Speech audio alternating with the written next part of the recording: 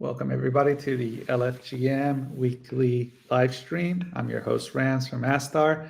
Today we have a special edition where we introduce a new team, the Arcus Gaming team. And I'm super excited to talk to them. I'm a big gamer myself and looking forward to what they're going to show us, plus a demo. For the LFGM update, we have quick updates just for everyone's awareness. We've reached 9,000 unique participants after 6 weeks. This is a great milestone for us. We're hoping we reach that 10K. 1.78 million GMs collected. So all these participants coming in and out of the LFGM campaign website and supporting those projects by completing their task and quest. And speaking of quest, we completed 1.22 million quests. So we're happy to see all the continuous activity. This week 6 is complete. We'll be choosing winners today. I'll have our guest Dan from Arcus choose some numbers. Everyone's been a horrible guesser, so I'm sure he's going to be no different. We'll see. And for the campaign, we have 2 weeks left. So feel free to jump in anytime you want. For a minimum of 50 GMs collected, you stand a chance to win a prize. So hopefully you still capture some of that momentum we got going on and experience some unique DApps on chain and off chain. So without further ado, I'm going to introduce my guest, Dan. Hey, Dan, how are you? All good, all good. I'm doing great. How about yourself? Good, good. You didn't hear my comment about the bad guesser, right? I think you were. I did. Oh I no. was like, what is this about? Like, what am I walking into? Oh, every week we have our guests guess a couple of numbers at the end to see if they choose the right one when I do the drawing, the prize drawing. So we'll see how good you are. So far, Wait, a couple of people. What was does that? that mean I can get the prize, or how does that work? You'll get bragging rights for being a good guesser. But that's about Okay. it. Okay, Dan, we're gonna get started. Feel free to introduce yourself, the team, Arcus Gaming, what you're building. Give us give us the info, the alpha. Yeah. So we're building kind of like really, I call it the ape homeworld. This is, the idea that we want to grow it into an IP, but initially we're just focusing on one game, Arcus Champions, that will be on Sonium. And yeah, we've been building this since really like 2021. We were actually called Block Ape Scissors back in the day when we launched. And yeah, it's really been quite a journey. Like, lots of trial and error along the way, lots of things we got right, lots of things we got wrong. And yeah, over the last 3 years, we've really matured as a team. We're still quite small, with regards to like game dev team. I'm the founder, and I also cover like blockchain development, etc. That's my background. Then we're 9 people full time on the project. This covers both Unreal Engine game devs and 3D artists, etc. On the team. And then there's a couple more people who help out like part time and stuff. Like, so yeah, that's kind of like an overview of kind of like who we are as a team. I'd say that we're really Web3 native. I'm like 26. I graduated in computer science where I specialize in blockchain development. And right after that, I pretty much just I worked like 6 months with like an Italian startup, like in AI. And then 2021, I just kind of like, honestly, I was buying other people's tokens. And then I was like, I can make a token myself. So I just kind of like started working full time in crypto. And most of the people on the team are people who've been with us, for those 3 years. And then, yeah, we're working like the game devs. They're actually super experienced. They've, shipped 3 games to console, and worked on both Star Atlas and Illuvium. So really experienced guys in also Web3 gaming. And yeah, that's a little bit about us, the team, our experience in Web3. And yeah, honestly, when we saw Sodium, like honestly, we were just kind of like, wow, like this is the one for like gaming in Web3. To see kind of like a player like obviously Sony, and also manage jointly managed by you guys at Astar and Startail Labs, I was just like, yeah, this is going to be huge. We need to be a part of this, and it's been a pleasure, obviously, working with you guys since then. So yeah, we're excited. We're glad to be here, and yeah, I don't know whether you have any questions for me, Rams, Yeah, or what I said. for sure. No, I got a couple more questions. It's also really nice to hear that you're Web3 native. I think there's a lot of trends and sort of, the environment you're working in. It's very key because I've seen teams come in and out all the time. Um, and if you don't have that Web3 kind of knowledge and keeping up, that's the hardest part, I think, right? So Web3, I remember even up to recently, a lot of investments going into Web3 gaming. I wanted to capture your view on how you felt about that, given the past couple of years, really, when we saw big VCs jumping in, even whole chains develop towards it. What are your thoughts about that kind of momentum that was started, and where is it now, in your opinion? Yeah, I think that I kind of experienced a lot of it. We started really actually before the Axie run, and then we actually caught that hype because back then we went through incubation with Binance Labs, so we had kind of like a lot of exposure and it helped grow our community, etc. that way. And we got funding from Binance Labs, but that's to date the only VC that we've got funding from. Then, yeah, I think that there were a lot of games funded in 2022, really, really a lot of them. And part of the feedback I'm getting right now, when I approach discussions with VCs, etc., is actually that a lot of VCs are still waiting to see whether these investments actually turn out well. So there is still I think it's still one of the main kind of use cases for blockchain in people's minds, but I do think that the investment side has slowed down a lot. And we kind of as I said, we're quite lean. We kind of we didn't really start off with VC funding. We actually just launched on chain, kind of in a very Web3 way. And yeah, we kind of got it. We're still around. We still have runway, and we're still working on it. But we never really did a big fundraise. So I'm not super plugged into that, but I can say that a lot of recent discussions I've had, I've been told that VCs, are either down, on gaming investments, and not just VCs. I think even angels, a lot of people who invested in kind of private rounds. Those tokens, they're still vested for 2-3 years, and yeah, they're just not really performing.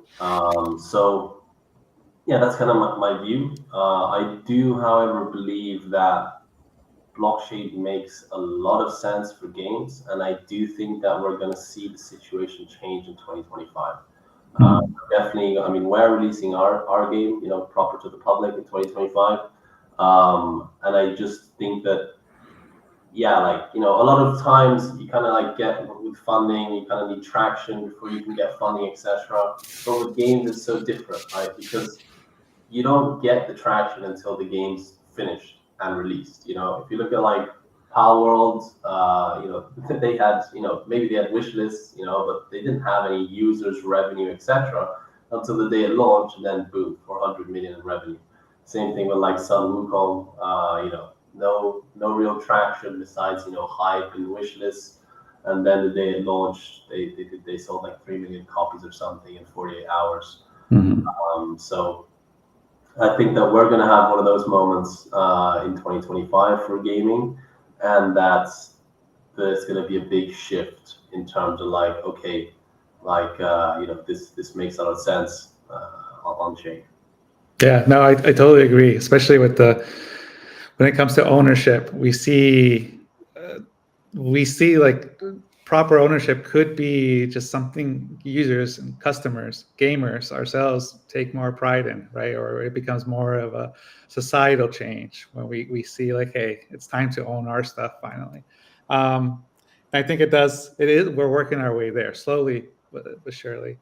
I wanted to talk a little bit more about the game too. I'm excited for it. Just seeing the trailer, I love punny stuff, so it like hits me right in the right spot, and it gave me vibes of Borderland. Are you familiar with the Borderland series? Yeah. Yeah, and Cool. so it had a lot of like good humor in it already off the bat. Um, Aesthetically, I think a little different from Borderlands. But tell me more about the game. Like, what inspired that particular kind of theme? The banana gun, I just want in my hand immediately. Go ahead. Yeah. I'll also kind of like get it into showing the game and demo Sure. now too. But to explain what inspired us, yeah, as I said, like our original name was Block Ape Scissors. And having kind of like I actually started getting involved in crypto more on the trading side, meme side, etc. And everyone just says, "Oh, I hate this. I hate this." So we actually like took on the ape theme before Bored Ape Yacht Club made it like super popular. I always say this, as in like back when we launched, it wasn't yet like wow, Bored Ape Yacht Club is massive. So yeah, we started off back then with the ape theme, and over time, like with the kind of like art, etc., and how things evolved. First we were mostly focused around these apes, but then we kind of like added the fruit guns. Honestly, I don't really know. I wasn't in a conversation where we were like, yeah, we'll do fruit guns. It was like, I mean, Marco, who's like pretty much like he's my closest friend, and he's the game director and producer. Um, yeah, he's the one who kind of came up with it, but it's hard to pinpoint exactly when. And then actually in 2022 we were working on multiple games. We actually we had to restart over in 2023, and then we just kept this game, Arcus Champions, and obviously it was a shooter, so like we were like, all right, let's stick in the fruit guns, and the banana gun was the first gun that Marco put inside the game, right? Like because they were all like the kind of like basic models, and it was just the easiest thing to get it. It was just like here's the model banana, put it in, boom, and that's pretty much the story behind the banana gun. And then yeah, like as we keep showing you, like now I'll show the game, like and I show the other guns and stuff that we have here. Let's see, I think yeah, perfect. Ooh, we're in infinite screen mode. So this is what the game looks like. We've announced our beta 2 actually. I'll also show actually maybe I'll show the trailer first in a second. So this is the trailer on our Steam page. I don't think, can you hear the volume or not? No, I don't think the sound card is in there. You might have to switch to audio. Yeah, I don't think you can hear the volume, so I'll just kind of like talk over it.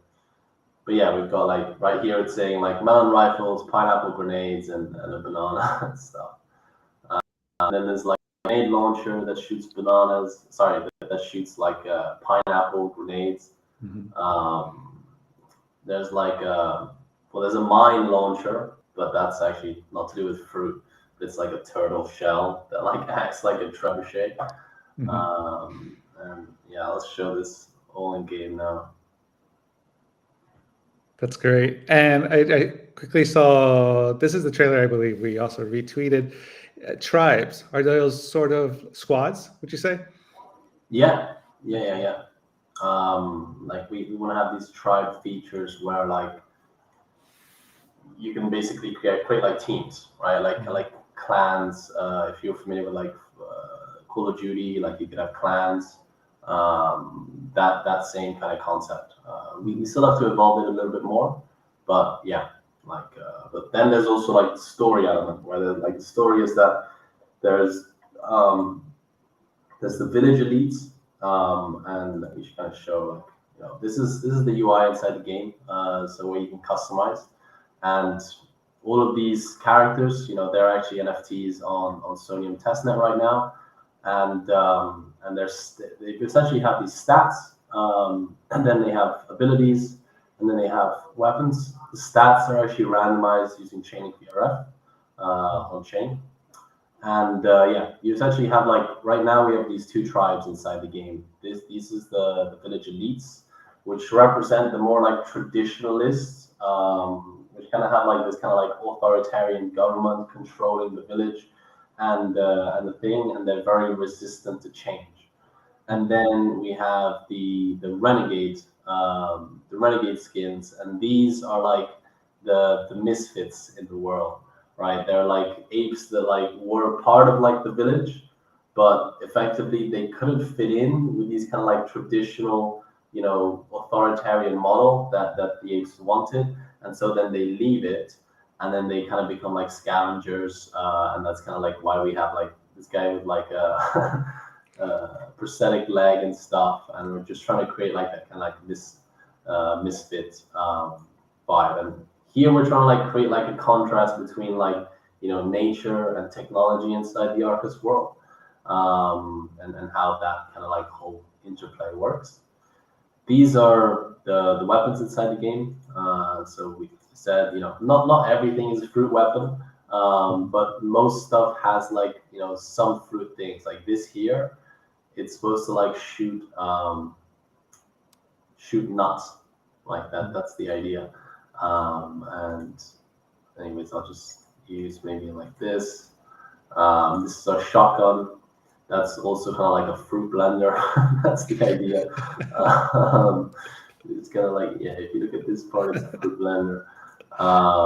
And yeah, the weapons are just kind of like normal. These are the abilities. Let's see, I'll just do healing, and then we'll do the chimp. That's kind of fun.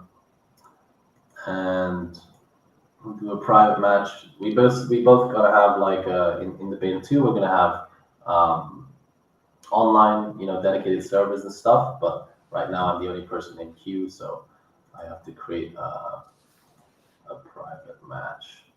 And we're gonna have 3 game modes: Tribe Supremacy, which is like a control mode; Tribe Wars, it's like team deathmatch; and then Brawl, it's like a 4v4. And I'll just kind of like briefly show what the gameplay looks like, and run through kind of like, how we kind of like thought about things. Awesome. So here we kind of have like, this is our chicken glider. And this too, it's like Marco just, he's brilliant. Like he just one day decided, hey, I'm gonna put a chicken in the game. And honestly, like, our community and different people who played the game, they really liked it. They really like this feature, and it brings something unique to the gameplay. Like, I've used up my chicken glider stamina, but you can kind of shoot whilst you're using it. And yeah, that's one of the features we've added in that's kind of funny. Then you can pretty much jump off anything. So like when we were approaching movement, we actually had one guy called Slaps, who's actually a Web3 gaming creator, who kind of like advised us on what we should focus on in movement. And we ended up like building a system where you can just jump on anything in game, really. Like, so we want you to feel like, you're an ape in the jungle. And that's the kind of like idea with how the movement works. So you can move, you can chicken glide, you can kind of like, we're still refining some of the movement side of things. This is like oh, there we go. That's the bot. You got me. And yeah, anyways, that's like an overview of the movement and stuff. And then, as I said, there's the weapons, abilities and stuff, which I'll show a little bit more now. So on the ability side, we have like this here. That's like a supercharge, and this is like a heal. And then we have this special feature, which are like super totems. So this is kind of like a cute monkey that like falls on your head, and as you can see, it's got like a watermelon helmet. That's awesome. Yeah, and you can effectively stack them with each other. So the bots don't have this functionality, so I can't show it. But effectively, I can use one of these abilities And if another teammate is close to me, he kind of like gets like a supercharged totem visualization, and he can stack it. And what happens is that this chimp, if like 2 people stack it, it becomes a chimp with a bazooka. If 3 people stack it, it's like everybody on the team gets a chimp. So you effectively have this system in place, and yeah, this is also like one of those special things that we think is going to work out pretty well. All right. Sorry. This is very refreshing to see. Really new stuff. Yeah, we kind of like spent, you know, a lot of time not just on the art, but also on how do we make it, you know, one, how do we make the movement very kind of like, you know, cohesive with the whole world. Like they are apes, like let's make them move like apes. Let's make it also funny with like the chicken glider. In the early access version, actually, we've also added another feature that's essentially like the apes get down on all fours. And the way that it's been animated is honestly superb. Like it really looks like, you know, an ape on all fours, and you can like really like run around the map really fast. That's the benefit, but you don't have your weapon drawn. So that's like, yeah, the negative side. And then though, when you're doing it, you have like this super jump. So it's really cool. Like we're always experimenting and yeah, working on that. And then obviously when it came to like the weapons, you know, we made them kind of funny, but there's not so much obviously that we can innovate with, like, you know, shooting mechanics. That's why we kind of focus on the abilities and on effectively these like team stacking strategies and how that could be like, you know, interesting. And now is when, like, you know, in this beta 2, we're finally going to be able to showcase these things and start getting feedback from everyone, also testing bugs and stuff. So anyways, that's the game. And then to kind of show what the questing is going to look like, you know, we have some pretty basic, you know, social stuff, and I guess we'll be putting this live pretty soon. But then what's, you know, the main on-chain call to action, which we're going to have, is the ability to mint a champion NFT on the Sonium chain. And effectively, this is what you'll get brought to. This is at arcuschampions.com/mint. And you just have to sign in, connect your MetaMask. And yeah, effectively, you know, we check that you have some testnet ETH and some testnet Astar in your wallets, and then you can just mint the actual asset. You approve your Astar, and once that's approved, we confirm it. And effectively, what you're doing here is you're minting a champion to your wallet. And once beta 2 actually releases, inside the game, we actually generate a wallet for you. And you're eventually going to come back to this tab where we're going to have like a new page. And it's going to be very straightforward. It's going to say, you know, you own your champion, you know, download the beta 2 here, and then come back to this page.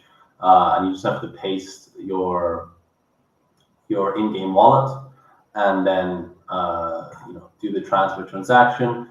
And the moment you're done with that, the asset will show up for you inside the game, and then you'll essentially be able to play with it inside the game, and kind of like just have that customization inside the game. Then we're gonna have like more competitions over time, where we effectively, you know, allow people to win more of these champion characters, and then other rewards that we have planned for people which participate in this. So definitely do the quest, mint your champion on Sonium, because yeah, it'll unlock more opportunities as we keep moving along the beta 2 testing.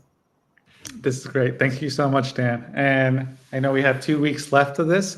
So when can we look forward for the campaign to go live? You're thinking this week, perhaps? Yeah.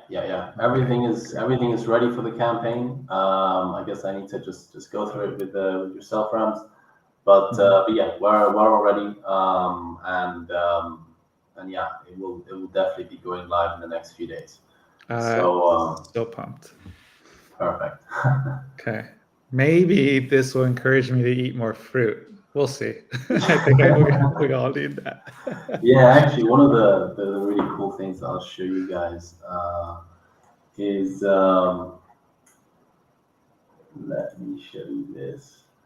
So effectively, one of the really fun things that Marco added into the game, which you have to see now that you mentioned that, is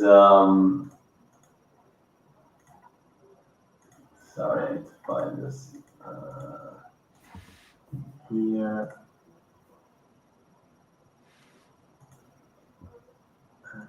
It's right.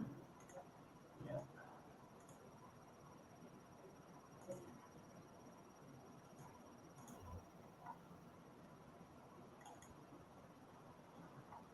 So what you're looking at right here is the banana gun, and this is one of like the new animations that Marco added, and yeah, as you can see, like when you actually reload, you eat the banana, and then you actually get a health regen on it.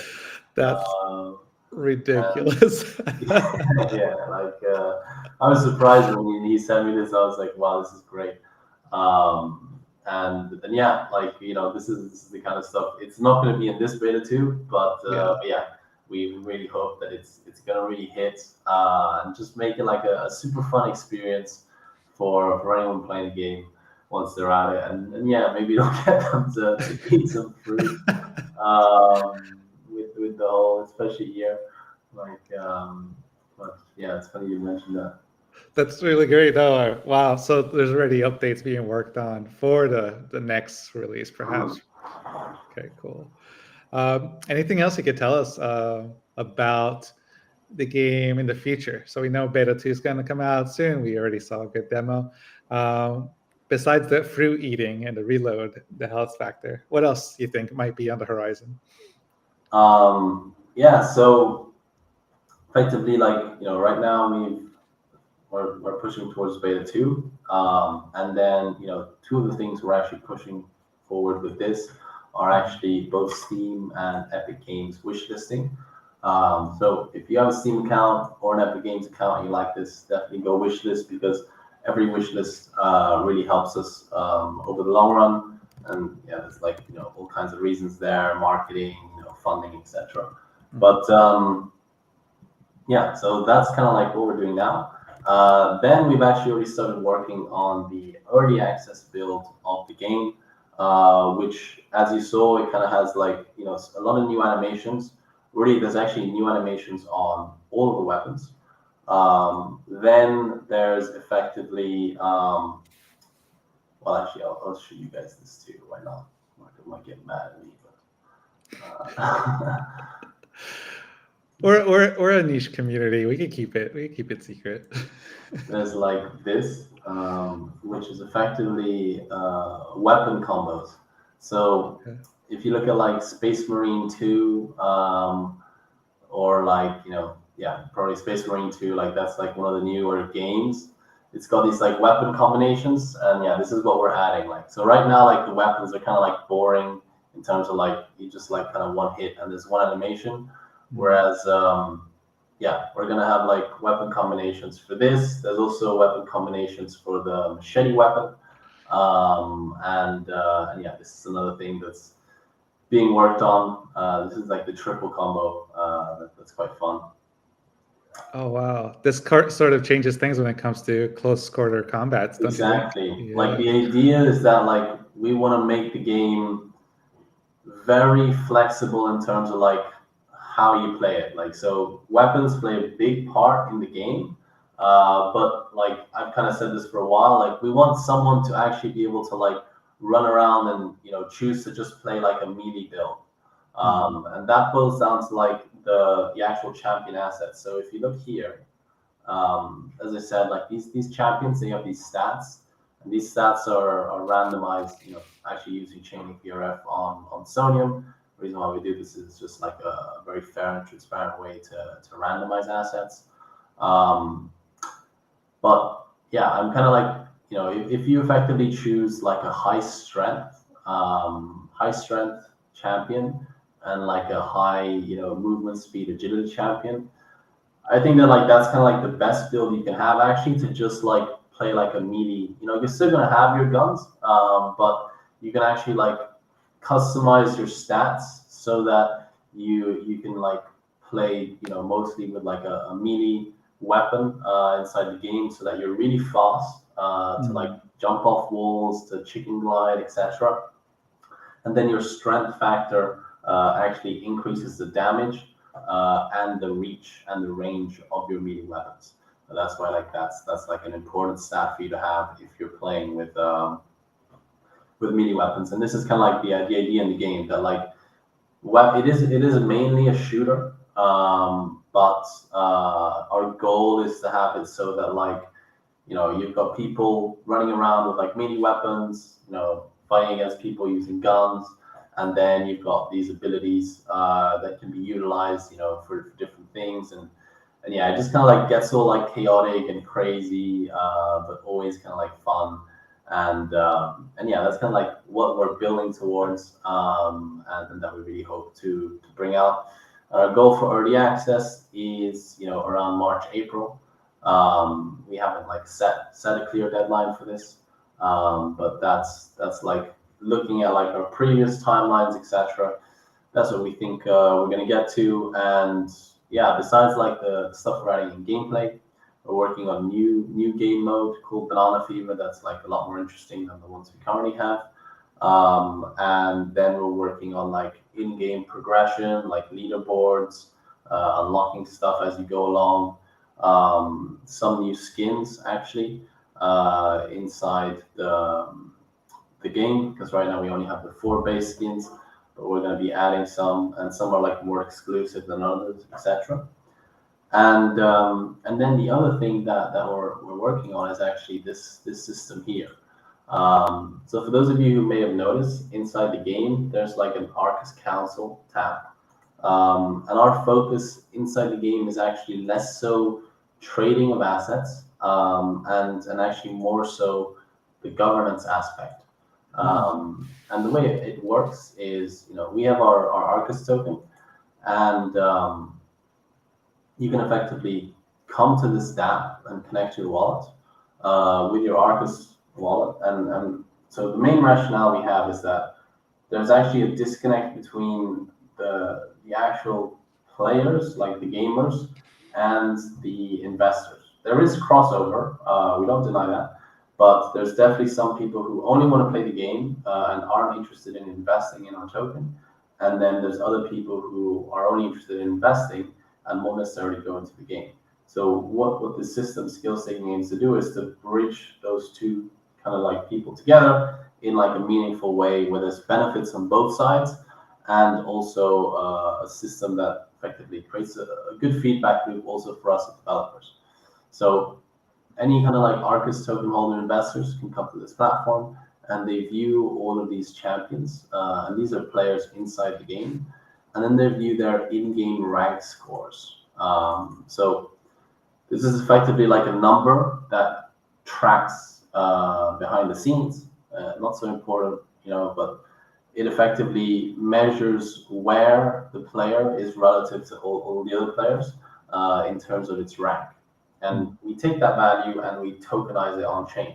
So we're kind of making each of our player NFTs rank RWAs. Like that's kind of like more like a gaming RWA, right? Not like a conventional RWA. But yeah, and once the data is on chain, we effectively let users come and stake under a player. And when they stake, they actually pay a signing fee. This value is actually kind of high right now. I'm not sure why. Still some bugs there, but yeah, you effectively pay a signing fee, and that gets burned inside the player's champion. So this creates a deflationary effect on our token, and it also creates a permanent value transfer to the actual player's asset. I.e., a player's asset could over time accrue value because of all the burnt entry and exit fees that are collected by the protocol. And what's the benefit of having tokens staked under your champion? You get revenue. You get voting power inside the game. And so this is how the system works. The investors, they come here, they choose players, they stake under them, and then they effectively earn yield. So like you can go to your stake positions and you can do like, I've staked these different players and I can effectively collect the yield from them. And that's kind of like the experience I get inside the game. This player gets the ability to vote on like new game modes, weapon balancing. So if you think a weapon's too powerful, needs to get like nerfed, etc., you can vote on it. And then also just community proposed features, like if players really want to see something inside the game, they can all vote on it. And it helps us, the game developers, kind of like give the players like an engaging voice inside the game. So that we can also kind of like create a better product for them. And obviously this goes in the favor of our token holders and investors, who then effectively reap those rewards and revenue through token buybacks or other staking pools for revenue share and stuff. And yeah, this is how like we're looking to integrate Web3 in the game. We will also have assets as NFTs. One key thing to consider is that, for example, on Steam, you can't allow the exchange of NFTs inside your game. So they allow integration of blockchain, but they don't allow exchange of NFTs. So yeah, we're currently in a process to figure out like whether we have one version of the game on Epic and the other one on Steam, what the possible ramifications are of that, etc. But we also fundamentally believe that like in the initial stages of the game, what's important for us is actually just revenue and people having fun and building up that player base. And we don't really expect, we don't think there's going to be much trading because there's not going to be that many assets in the game when it initially launches. So that's kind of something that we think will come into play as we kind of like really start growing our player base and adding more assets to the game. Wow. I'm blown away. There's a lot to unpack here when it comes to the governance and the Web3 side of things. Performance-based RWAs sounds amazing to me, especially when it comes to, let's say, e-gaming, and you become fans of certain gamers and teams, correct? Yeah. I just see a lot. Yes. Yeah. This is where like that tribe feature, like I spent a lot of time thinking about like gaming tokens and kind of like utility models, etc. And one of the things I have to say is that like inside games, I don't think they make so much money as like so much sense as the primary in-game currency. Reason being that like your investors want the token price to appreciate, right? But in doing so, you actually end up with like a less attractive game in the sense that like your token price would go up and anybody entering the ecosystem would find everything more expensive. And then you say, well, you just balance it out by some kind of formula and stuff. But at that stage, you might as well just charge a stable coin, right? And just redirect that value back to the token holders. Reason being is that with a stable coin, you have way less UX issues with new users, right? Like they just know, they're just familiar with it, and you don't need to worry about any kind of like onboarding and stuff. So yeah, like I kind of spent a lot of time, thinking about how tokens could work, and I kind of view the skill staking system as something that could actually work really well with esports, right? Like like who's going to be like in the end, like who's going to be like the end purchaser of these tokens? And I do think that like esports teams could effectively become almost like token funds, almost like a liquid VC, and invest in the actual tokens of the games they participated in, and then skill stake their players, right, and their teams. in the actual game with those tokens. So like on this platform, you want to add kind of like a player manager role so that you can kind of like be delegated tokens and then you do the player scouting inside the game. And this is the kind of idea, right? That at some stage we could have that kind of ecosystem for game tokens where like, esports teams, they need to manage their players and they manage them all through smart contracts. And this actually makes it's more efficient, right? Like it's way less paperwork when your relationship is managed via smart contracts, and then yeah, like you end up kind of being owners and stakeholders in the games that you play, and then obviously you're earning yield based upon the in-game performance of your players, and then those players also get to actually vote and govern the metas of the esports, that they participate in. Yeah. So it's kind of like the whole loop that we're working on. I love it. No, I really do. I'm super excited to see it come into fruition. And I, when it comes to the OP, like items and weapons, I played a lot of games over the years where enough users and gamers complain, and you wait a month or two, then all of a sudden they finally nerf it. Right now, we see a system where that process becomes more efficient. I can't all the updates I've waited for to see which is the new list of nerfed weapons and so on, right? So that's exciting. Just as a gamer myself, just seeing the old process now with a potentially new, structure is nice. Yeah. I'd really like to get it like, my kind of like dream would be like to get it so that it actually becomes fully automated, right? You see like in traditional games, yeah, you get like feedback from the players, some behind the scenes, some in like forums, etc.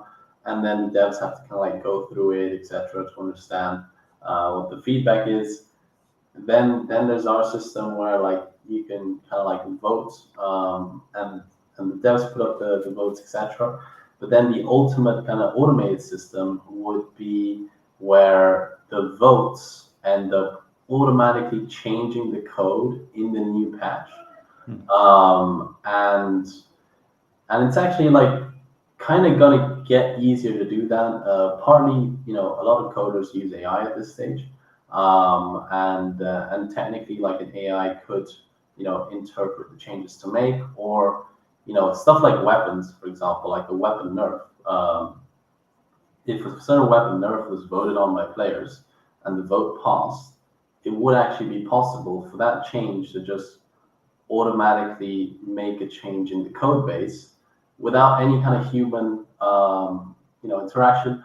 Obviously, then the patch has to be pushed out and stuff, so it's not super immediate. But yeah, I do think that's kind of like one of the end stages for this governance system, where like there's no kind of like human necessarily needing to take the feedback and make the changes. It's really just like players put up a poll, they all vote on it, and then boom, the weapon gets nerfed. And as you said, there's no two-month waiting time. It's maybe like a week or something. Yeah. No, that's great. Thank you so much, Dan. That was a great breakdown, way more than I expected. So looking forward to it. So how can users get involved? Let's say they want to start learning more. They want to see, they want to see all the scoops. Where did they go? So right now, obviously, we have the LFGM campaign, where you can get your champion. Every Sunday, we have spaces on Twitter with our community where I pretty much ramble on for like an hour, just kind of like giving all the updates, answering any questions. So that's a good opportunity to kind of like hear more, ask any questions to me that you might have with regards to the project. Then once Beta 2 releases, we're going to start game nights. We were already doing this with our Beta 1, and they will most likely be every 2 weeks. So if you're interested, once you've minted your champion and you've joined up our Discord, you'll kind of like, be able to see when we run these game nights, most likely on Wednesdays.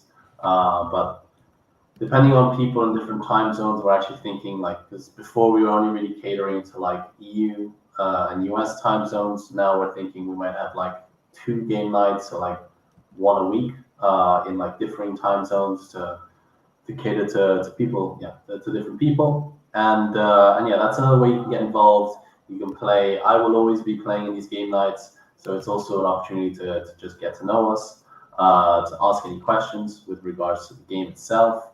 And yeah, then we're probably gonna have fun competitions like, if you knock me out in like a headshot or something, like you'll get some tokens or something. We're still working on, yeah, like different things, but we just like, we like what we do. We like, having fun, and we're definitely gonna make like fun competitions for for people to get involved. That sounds great. I know one of my first proposals is going to be to make a slippy banana grenade, which is a bunch of bananas blow on the floor, and you might slip and fall and crack your head. But we'll Yeah, talk about that later. like in well, actually, like myself and Marco, I mean, Marco's a beast at Super Mario Kart. Like, Ah, yes. yeah. So he definitely get that suggestion. It's I'll definitely mention it. Awesome. Real input from community and real changes. That'll be Yeah, nuts, right? yeah. Web3. All right, Dan, thank you so much. Now we get to, we already gone 45 minutes. Super pumped. The last part is be rather quick and painless. I'm going to have you choose a number for our winners. Here, let me share my screen. We have a few winners. We got to pick 11. 1 second. Okay, we have a little wheel of names here, or wheel of rankings. So if you pick the right number once, you'll be crowned the winner of LFGM. Brag to all your friends and Marco that you're the best guesser in the world. If you lose, you're considered a loser in my eyes, and that's just the way it's going to be forever. All right, this is for the grand prize. We have, just to give you a little background, the last week was Japanese, highly crafted, high quality Japanese cutting knives for culinary. And these are like, the top prize was a 67 layer, like Japanese steel knife. And so I know there's a few community members that expressed their desire for these because they're top notch. The second one was a 16 layer one, and those are the two top prizes for this week. Then we have a mystery box and some other funny ones as well. I think we have a Tamagotchi also for one of the funny ones. So the first prize, go ahead. What do you think is going to be the number? I'm gonna say number 3. Number 3 from 1 to 20. Okay.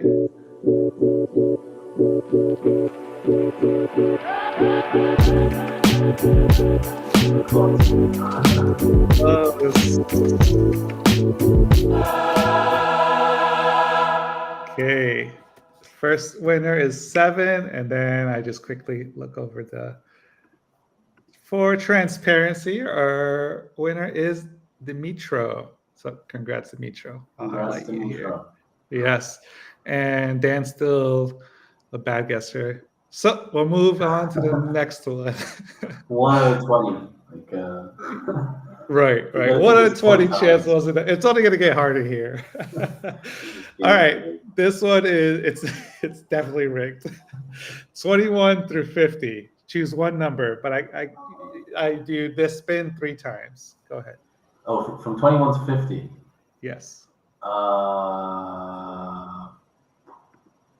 We'll say 40. 40. I'll jot down here. All right. First winner.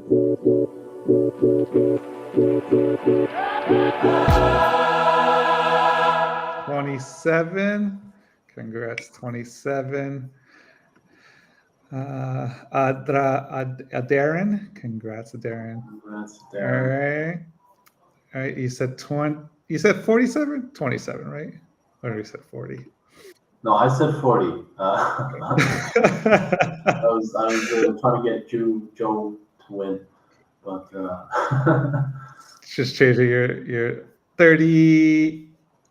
Oh, now I gotta 3. give another one? Not for this one. You're still on 40. Yeah, you Still can only 40, choose. okay. Yeah, I yeah. only got So 3 shots. Okay. yes, yes. All right, and then the last spin. Congratulations, Ming, for that win. And then the last spin for this one. Oh.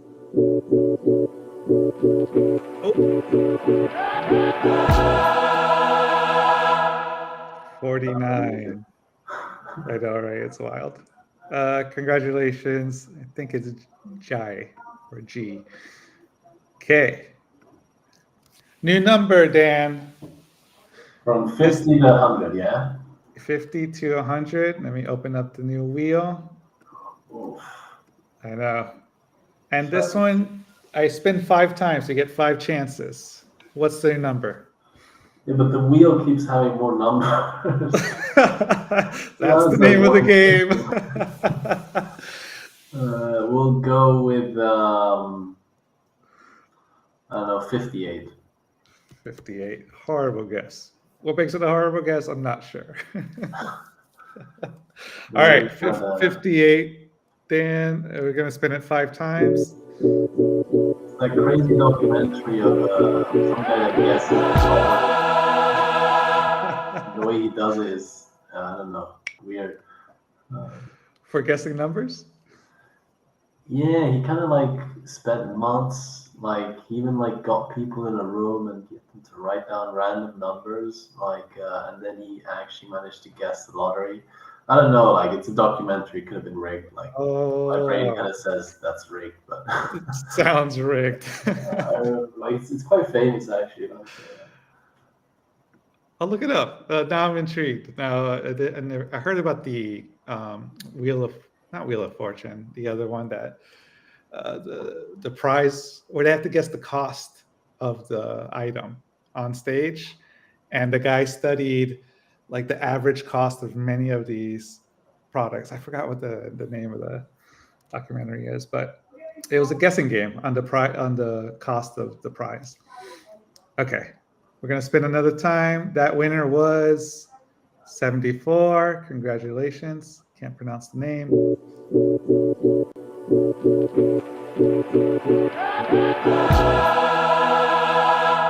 79.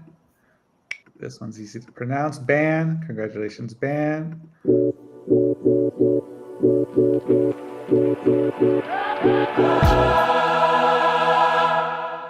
87. Congratulations, Pensive. Still no 58, Dan. Sorry. no 58. I guess it won't be predictable. 88. Oh, these are all in the.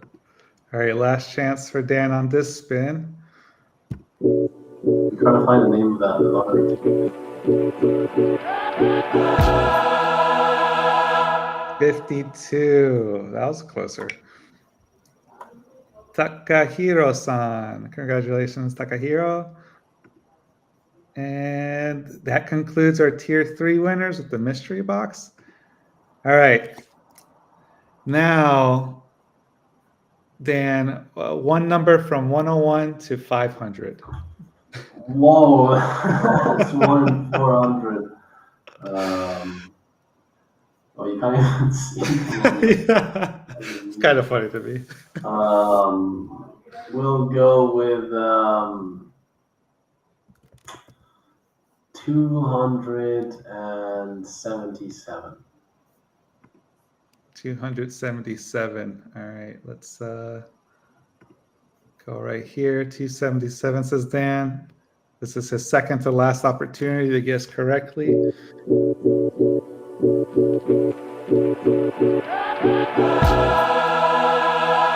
Get out. Did you just really guess 277? What? Did No. I really get that right? No Did you just rig that? No, that was not rigged at all. Wow, that's Did insane. you really guess 277? Wow. That's okay. That's insane. That's What did you do? insane. Did you hack the system? No. I don't know how to hack, unfortunately. And if I did, I wouldn't be hacking this. Wow, we Imagine actually if did it. you won a car. Congratulations. I'm just That's kidding. we're in the 1 out of 250. No, 1 out of 400, right? Yeah, that's 1 wild. out of 400 Wow, timeline. that's something to talk about around the dinner table tonight. Yeah. All right, if you guess So this do I next get one, something? again, bragging rights. You're not a loser in my eyes anymore. All right, the last one, a bit harder. The numbers, I'm shocked. That was one of the wildest things I've seen. 501 to 2571. Oh, just 501 to 5. 2571 here. Oh, okay. Yeah. Well, We this can't would use be crazy if I got yeah. it right. That's crazy, the 1 in 400 chance you got, right? We'll do, I don't know.